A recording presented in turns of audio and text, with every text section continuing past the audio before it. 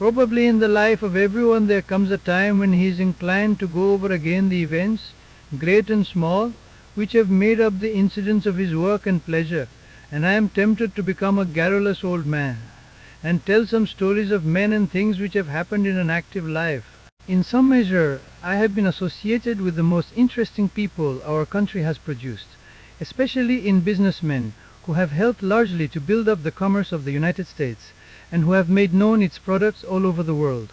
These incidents, which come to my mind to speak of, seemed vitally important to me when they happened, and they still stand out distinctly in my memory. Just how far anyone is justified in keeping what he regards as his own private affairs from the public, or in defending himself from attacks, is a mooted point.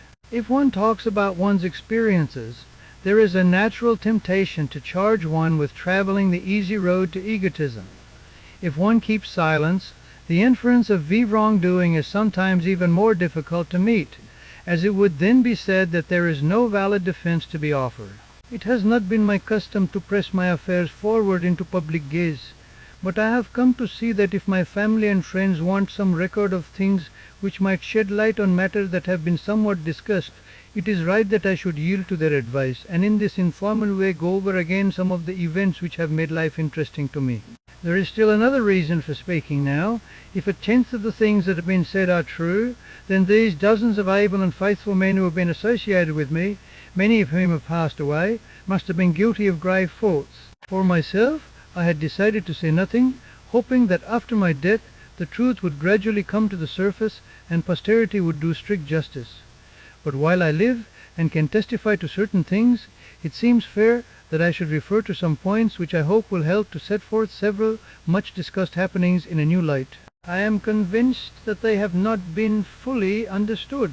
All these things affect the memories of men who are dead and the lives of men who are living, and it is only reasonable that the public should have some first-hand facts to draw from in making up its final estimate. When these reminiscences were begun, there was of course no thought that they should ever go so far as to appear between the covers of a book. They were not prepared with the idea of even an informal autobiography. There was little idea of order or sequence, and no thought whatever of completeness.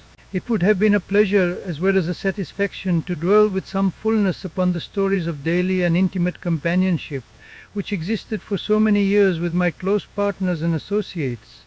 But I realize that while these experiences have always been to me among the great pleasures of my life, a long account of them would not interest the reader, and thus it happens that I have but mentioned the names of only a few of the scores of partners who have been so active in building up the business of only a few of the scores of partners.